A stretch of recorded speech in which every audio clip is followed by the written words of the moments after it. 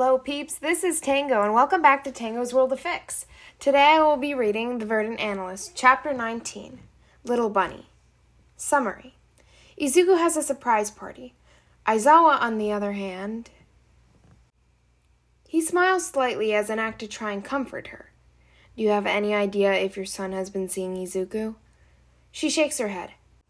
The only people he's been hanging out with are a few kids from his class plus his boyfriend. He looked up at that. There was a chance. What did he say his boyfriend's name was again? Akutani Mikumo. Aizawa blinks in surprise. I'm sorry, what? Could he seriously be right about this? Akutani Mikumo? She says again. Aizawa turns on his phone and scrolls through a few texts before seeing a picture. He turns his phone so that Mitsuki can see it. Yes, that's him. She looks confused. What does he have to do with this? Nothing. Thank you for your time. I will stay in contact with you. If I find anything, I'll let you know. Could you keep this between us? He says, standing up from where he had been. She nods, and after a second, Aizawa leaves. As soon as he's in the car, he texts Hisashi. Shota. Mikumo may be Izuku. Hisashi. Really? Hitoshi's with him. Do you think he's dangerous? Shota. I don't know. He's gone over to hang out with the kids so many times that it'll probably be okay. And Bakugo is dating Mikumo, and he likely knows about him being Izuku since they knew each other before Izuku was kidnapped. Hisashi. Wow, I never expected that one. How'd you get all that from Bakugo? Shota. He wasn't home. Apparently he's with Mikumo. His mother gave me this information. Hisashi. Well, what should we do next? Shota. We have Hitoshi's location. I'm gonna check it and pin it. Tonight I'll head out early for patrol and see if I can catch Izuku, maybe through a window, or depending where he is staying, maybe I will have to sneak in. Hisashi. Be careful. Shota. Do you think Hitoshi knows? Hisashi. No clue, but we should ensure that Hitoshi is back first. Come home so we can spend some time together before you leave. Shota. I know. I'm already on my way. The ducklings were great friends, and what great friends wouldn't throw a surprise party for their friend? Tango was currently waiting on Hitoshi. He was the last to arrive other than Izuku and Bakugo. They had heard the news since Hitoshi had let them know. The news had only made them more determined to make the party the most fun Izuku had ever had. Hitoshi's here! Irene says, running up the stairs only a few steps ahead of the purple-haired insomniac. Hey, is the only thing that Hitoshi says when he arrives. You good? Tango says, walking over to their not really new friend. Hitoshi sighs. My parents saw the news and they may have recognized Izuku. Tango takes Hitoshi's present from his hands and sits it down on the table that they had brought out. That's not good. Do you think they'll look into it? Who knows, he says plainly. Don't bring it up when Izuku's here. He's already having a bad enough day, Irene says as she stands with the two of them. Plus, it's his birthday, Tango adds. Hitoshi nods. I know. Tango turns to Celeste and Amane as they walk up the stairs. You got the cake? Yep. Celeste shows the box. When's the birthday boy gonna arrive? Hitoshi asks. Amane, Celeste says, nudging Amane to tell them. Oh, right. They pull out their phone. It says 3 minutes. Are we ready? Yep. Plus it'll take a few more minutes to go up the stairs, Irene comments. They all hide behind the table that holds the cake, snacks, and presents. Soon they all hear footsteps, and each person is ready and armed with the confetti popper. The door opens, and Izuku and Katsuki walk in. What is this? Izuku exclaims in surprise. Surprise! The whole group says. Even Bakugo does. Is this really for me? Izuku says. His eyes start to water. Of course, Izuku. You deserve it. 100%. No doubt. Yep. Who else would it be for? Izuku is now very much crying. Thank you all so much. Katsuki hugs Izuku, and when the group sees that, they all take a chance, and they approach him. Tango is the first to latch onto the two. She's a hugger. Irene joins only seconds after. Celeste pulls Amane into the hug as she joins, and Hitoshi stares. He felt so out of place. "Hitoshi, come!" Izuku manages to say through the hug.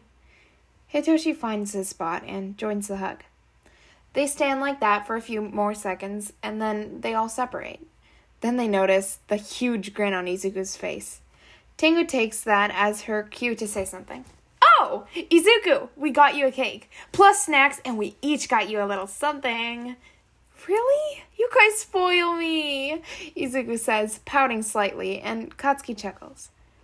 "You make me feel so single," Tango says, leaning on Irene, who giggles. Hitoshi stands awkwardly next to Celeste and Amane, who were also standing awkwardly. The group cuts the cake. It was a vanilla cake with fruits on top, though the fruits were mainly strawberries. "You guys remembered how I wanted my cake last year?" he says emotionally. "Mm-hmm," Celeste says as she cuts a few more slices for the rest of the group. After eating the cake, Izuku opens the presents he got. He got a matching bracelet from Katsuki, and they were long-distance touch bracelets. Izuku got the one with the moon since he worked at night, plus he was a total night owl. And Katsuki kept the one with the sun, since he's an early bird and he has a bright personality. Not that he was complaining about getting that one. From Amane, Izuku got a ring. Not just any ring, however. As Amane eventually explained, it was a ring that had an AI system. Apparently, Amane had a favor he cashed in from a guy with a high-tech quirk. Izuku could make a hologram screen pop up if he gave the command, "I can see that." He would have to try it out later. From Hitoshi, Izuku got a cat plushie and a fuzzy blanket, which he immediately got attached to. Not many people know this about Izuku, but he actually adores fuzzy blankets and all sorts of them, and he kind of collects them. Celeste and Tango and Irene gave him a new hoodie for his vigilante outfit. Tango and Irene had made it, and Celeste and Irene designed it, and Celeste made the materials. It was sturdy material, though it wouldn't stop a bullet. It could stop a lot of other weapons.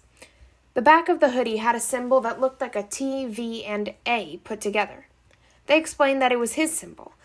The other members of the Ducklings already had their own, so this one was his.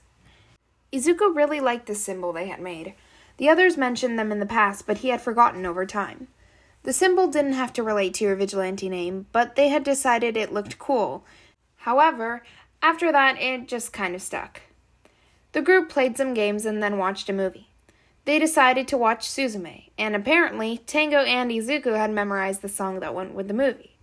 When the song came on in the movie, both started singing together, and it wasn't half bad. When the movie ended, the group decided it was late, and each said their goodbyes to Izuku and left. When Hitoshi and Izuku remained, Hitoshi approached Izuku, who had just finished saying his heartfelt goodbye to his boyfriend, who left because his mother called him home. "Happy birthday. By the way, I have something important I need to talk to you about. Not now, but soon." "Huh?" Izuku says, not noticing the tense vibe from Hitoshi. "Don't worry, we'll talk about it later," he says with a small smile, then leaves.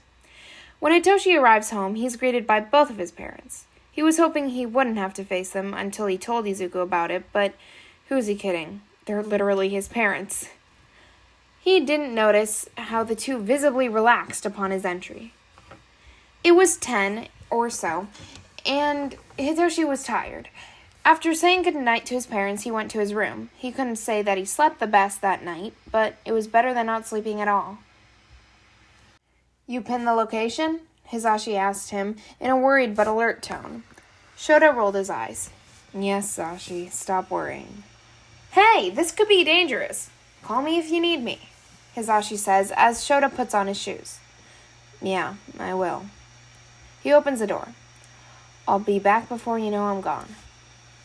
And with that, he steps out into the night, the fresh air filling his lungs as he takes out his phone. Shota checks the pin and follows the marker for about a mile. He scales buildings and jumps over rooftops until finally he arrives on the rooftop across from the building. If he's being honest, this was not at all what Shota expected to find. The building was old, and other than a few lights that were still on the top floor, there was no sign of life inside. The place was practically falling apart. or so it seemed. There was an old warning sign that said hazardous chemicals on it, and it was towards the gate of the old apartment complex. Was this where Hitoshi had been going to hang out with his friend? This was the type of place Shota always found druggies, drunks, villains, and the occasional vigilante. Wait, could this be Verdant? He had thought that they looked quite similar, and they had some other similarities as well, especially for them both being close with a Kachan. Well, if this kid was Verdant, then he would need some proof, and Verdant would be leaving for patrol soon. The few lights that were turned on, then turned off. He waited about 30 minutes, and then he texted Hisashi with an update about the situation. Hisashi had texted back some worried scrambles, but Shota had told him not to worry because he was going to just sneak in. Shota made his way to the building, opening the unlocked rooftop door once he was there. He noticed that there was clear use in the door. Someone, or multiple people, came in and out of this door very often. It was starting to look like his suspicions were correct. He entered the building, walking downstairs and onto the first floor. There were many rooms on the floor, and he listened for any signs of life at each door. They were silent, and that didn't mean no one was there. It just meant they were either asleep, quiet, or maybe there really wasn't anyone in the room. He couldn't afford to check. He heard a slight sound at the end of the hallway. This stopped him in his tracks. He moved as slowly and quietly as humanly possible. He couldn't let his whole investigation go down the drain. He heard the sound again, and it was louder now that he was closer to the door that it seemed to be coming from. He listened, and the sound came again. It was faint, but he could tell there was a person singing an eerie tune. Little bunny, your mother is home.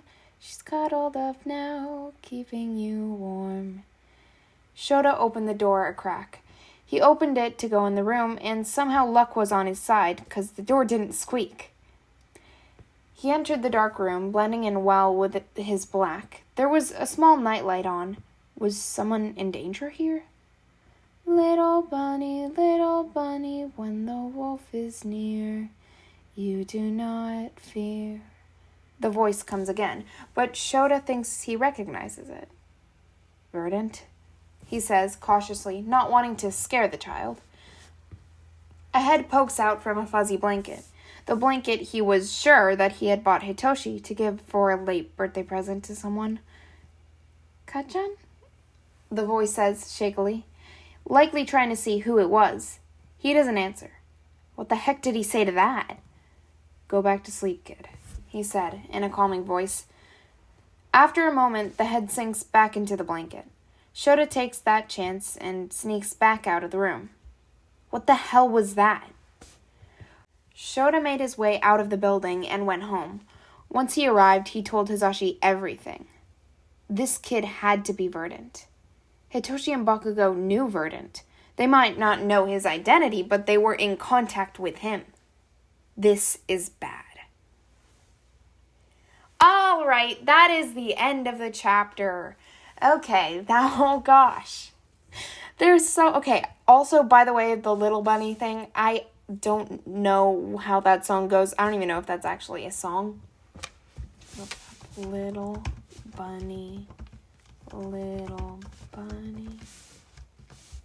Song? Okay. Yeah, no, that's not actually a song. So, I just made that up, by the way. I have no idea. Okay, sorry. Okay, whoa. But why was he singing that? Was it because it was on his birthday because he already had the panic attack, because this is still the same day. So he had the panic attack because he escaped on his birthday, so maybe he's like, did his mom sing that to him? Because that makes sense, because it says, little bunny, your mother is home. She's cuddled up now, keeping you warm. Did he make it up for her? Or did she sing that to him or something? Oh my gosh, that's so sweet. Or sad. No, that's sad. I don't know. Oh gosh. Oh my gosh. Is this the calm before the storm? Because I said that last chapter. Maybe this is the actual calm before the storm. Oh! I love the birthday party thing. I think that Hitoshi should have just said it sooner. I don't think he should have waited. I think he should have just, even if it ruined the birthday. I mean, his birthday was already kind of not the best. I don't know. Maybe not, actually. I don't know. But, oh, I loved how he poked his head out, and he just, like, poked out his head, and he's just like, huh? Kachan? Oh, my gosh. I do think it would have been nice if the Bakudeku, like, relationship could have been a little bit more slow burn, because I think it went a little bit fast, but whatever.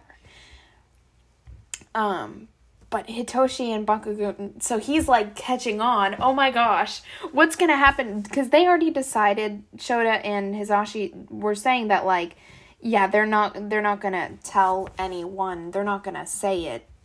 They're not gonna say what? I can't talk today. Jeez. No, they're not going to tell the police. So then what are they gonna do? Are they gonna, like, is he gonna say something to Verdant when he, like, patrols? Or like, oh, I don't know. But we still have so much, like, school time that they haven't had happen yet. And the, like, what happened with the thing with Overhaul? I think it was Overhaul. It was Overhaul, right? Because, yeah, he said Airy. And, like, Tango and Celeste, I think, were, like, there was something, like, weird going on with them. And, like, there's a bunch of things. So this can't be the end of this fic, right? Unless we're just going to have a bunch of things that we have no idea about. I mean, like, I'm not just, I don't know. It feels like it's coming, like, close to an ending for some reason. Because I'm horrible at finding when an ending's going to happen, by the way. That's something you'll learn about me.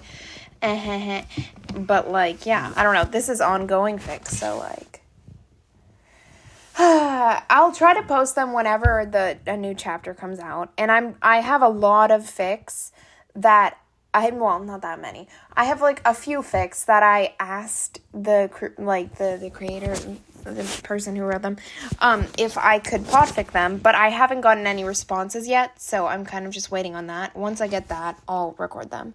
That was chapter 19? Yeah, it was chapter 19. I have to, like, name this thing. Oh, gosh. They're finding things out. It's all coming together, but then there was also, like, the thing with Nezu, like, Izuku Shigaraki. Yeah, no, there's no way this is the end, because there's just so much that we still have to learn about and, like, find out, and, like, so many, and All for One. We can't just leave it at that. Well, I mean, if Izuku goes to jail, then you can't really get All for One.